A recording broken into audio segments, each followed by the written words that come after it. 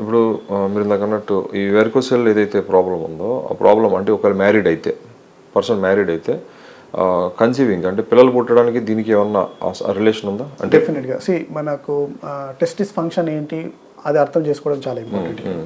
Testis 2 function ఉంటాయి. ఒకటి male sex hormone produce చేయడం, అంటే మనకు బియర్డ్ ముస్టాచెస్ టెస్టోస్టెరాన్ మెయిన్గా. సో ఫీలింగ్స్ రావడము, ఇరెక్షను, ఇది టెస్టోస్టెరాన్ కరెక్ట్గా బ్యాలెన్స్ మెయింటైన్ ఉంటేనే ఇరెక్షన్ కానీ అవన్నీ వస్తాయి. ఇంకోటి స్పర్మ్స్, అంటే మనకు ఫాదర్ అవడం ఛాన్సెస్.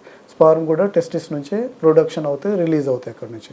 సో ఈ 2 ఫంక్షన్స్ అఫెక్ట్ అయ్యే ఛాన్స్ ఉంది. ఎందుకంటే బ్లడ్ సర్క్యులేషన్ సరిగా అవ్వట్లేదు, ఇంప్యూర్ బ్లడ్ అక్కడనే ఉండిపోతుంది. ఇంప్యూర్ బ్లడ్లో కార్బన్ డైఆక్సైడ్ ఉంటాయి, ప్లస్ కొన్ని వేస్ట్ ప్రొడక్ట్స్, టాక్సిన్స్, కెమికల్స్ అవన్నీ ఫ్లష్ అవుట్ అవ్వాలి కిడ్నీ నుంచి బయటకి అక్కడ నుంచి.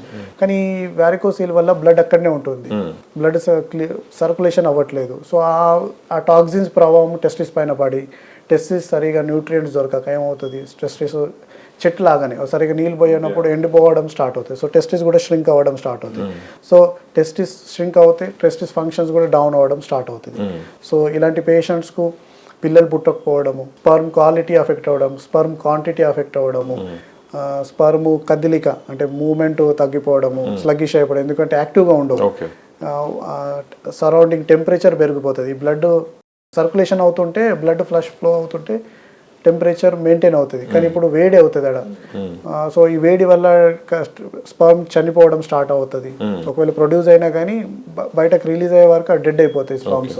So quality of sperms affect అవుతాయి, క్వాంటిటీ ఆఫ్ స్పర్మ్స్ అఫెక్ట్ అవుతాయి, ప్లస్ టెస్టోస్టెరాన్ లెవెల్స్ డౌన్ అయినందుకు ఫీలింగ్స్ రాకపోవడం, ఇరెక్షన్ రాకపోవడం, లేకుంటే వీర్యం త్వరగా టైమింగ్ తగ్గిపోవడం, డిశ్చార్జ్ అయిపోవడం, లేకుంటే ఆ ఇరెక్షన్ వచ్చినా కానీ ఆ హార్డ్నెస్ మెయింటైన్ అవ్వకపోవడం. ఇలాంటి డిఫరెంట్ పేషెంట్ డిఫరెంట్, అంటే అందరికి ఒక తీరుగానే కాదు.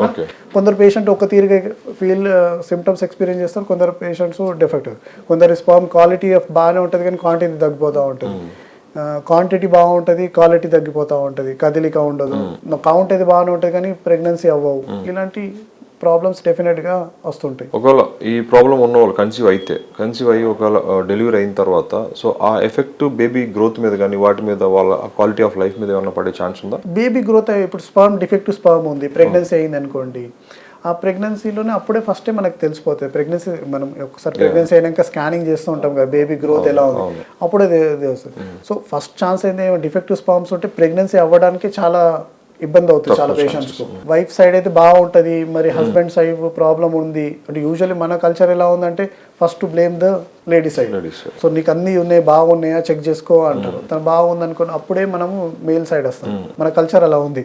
సో అప్పుడు వచ్చినప్పుడు, ఎందుకంటే ఇలా పేషెంట్కి కొందరుసార్లు సిమ్టమ్స్ ఉండవు అన్నావు కదా, సో ఆబ్వియస్గా డాక్టర్ అడ్వైజ్ చేస్తారు కాబట్టి చేయించుకోవాల్సింది. అప్పుడు ఇలాంటి ప్రాబ్లమ్స్ కూడా బయటపడతాయి, అంటే రివర్స్ రావడం, అంటే పిల్లలు పుట్టట్లేదు కాబట్టి వారికోసిల్ ఐడెంటిఫై అవుతుంది అన్నట్టు. సో చాలా పేషెంట్ దీని గురించి అవగాహన, అంటే వాళ్ళకు ఇది ఉంది, ఒకవేళ ఉన్నా కానీ నాకు ఎలా చెప్పుకోవాలి, నాకు ఈ ప్రాబ్లం ఉందని. డెఫినెట్గా ఇలాంటి ప్రాబ్లమ్స్ మనం యూజువల్లీ వాళ్ళు ఎవరితోటి షేర్ చేసుకోవడం, డిస్కస్ ఓపెన్ అంత ఈజీగా అవ్వరు అన్లెస్ అంటిల్ మనకు ఆ ప్రాబ్లమ్స్ వస్తుందంటేనే. సార్ ఇప్పుడు ఈ వెరికోసెల్ ఏదైతే ఉందో, సో ఈ ప్రాబ్లం వచ్చిన పేషెంట్స్ ఎవరన్నా కూడా కొంచెం ఎమోషనల్ ఫ్యాక్టర్స్ అఫెక్ట్ అవుతాయి వాళ్ళకి. అంటే ప్రెగ్నెన్సీ కన్సీవ్ అవ్వకపోవడం ఇట్లాంటివి జరిగినప్పుడు ఏంటంటే అవుట్ సైడ్ ఫ్యాక్టర్స్, అంటే ఫ్యామిలీ నుంచి కానీ, ఫ్రెండ్స్ నుంచి కానీ, రిలేటివ్స్ నుంచి కానీ, సొసైటీ నుంచి, అంటే కన్సీవ్ అవ్వట్లేదు ప్రాబ్లం ఏంటనేది ఇది ఎక్కువ ప్రెషర్ ఎక్కువైపోతుంటుంది.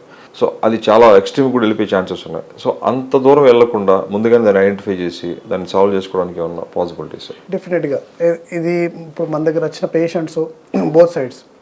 ఒకటి ఏంటంటే పిల్లలు పుట్టక వాళ్ళన్నీ ఫస్ట్ వైఫ్ టెస్టింగ్ చేసి, తర్వాత హస్బెండ్ టెస్టింగ్ చేసి, అందులో స్పర్మ్స్ తగ్గిన తర్వాత అక్కడ ఆ డాక్టర్ సజెస్ట్ చేసి స్కానింగ్లో మళ్ళీ వారికోసిల్ బయటపడ్డ వాళ్ళు, పిల్లలు ఆల్రెడీ మ్యారీడ్ ఉండి కిడ్స్ ఉన్న వాళ్ళు, మ్యారీడ్ లైఫ్లో తర్వాత సెక్స్ స్టామినా కానీ, లేకుంటే సెక్షువల్ ముందడంత ఫీలింగ్ ఉండట్లేదు సార్, ముందడంట ఇరెక్షన్ రావట్లేదు, లేకుంటే ఫస్ట్ టైం అవుతుంది కానీ సెకండ్ టైం ముందు చేసేవాడిని బాగానే కానీ ఇప్పుడు చేయలేక పోతున్నాను.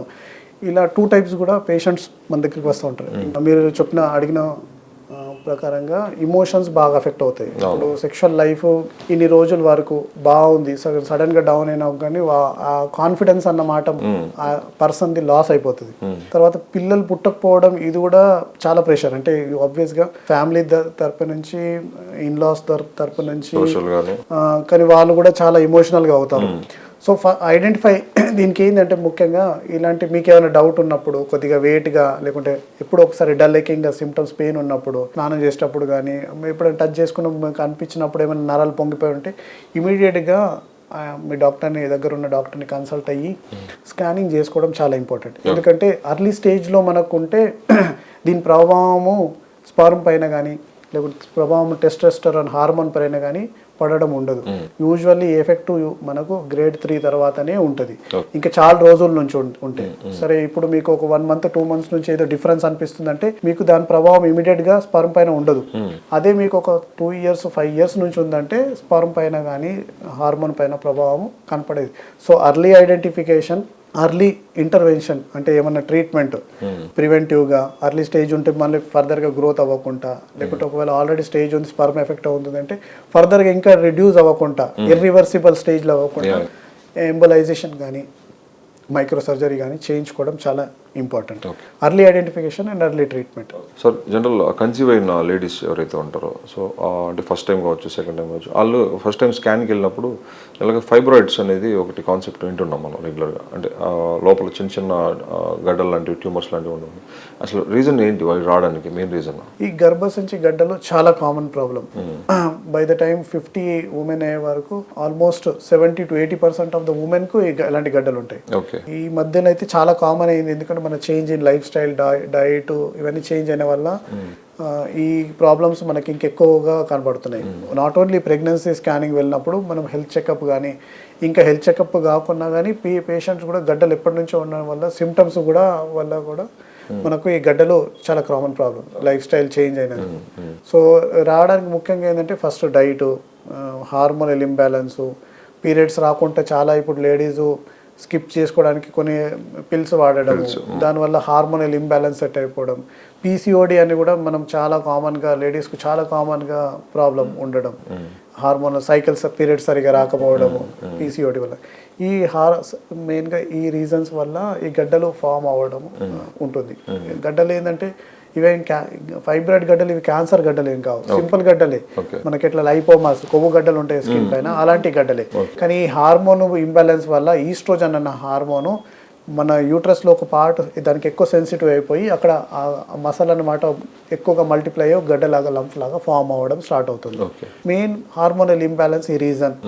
Over weight, obesity, diet, oily food, lack of exercise, sedentary life style, PCOD common, తర్వాత స్ట్రెస్ రిలేటెడ్ ఫ్యాక్టర్స్, ఇలాంటి రీజన్స్ వల్ల మనకు ఈ గడ్డలు ఈ మధ్యలో ఎక్కువ కనపడుతుంది.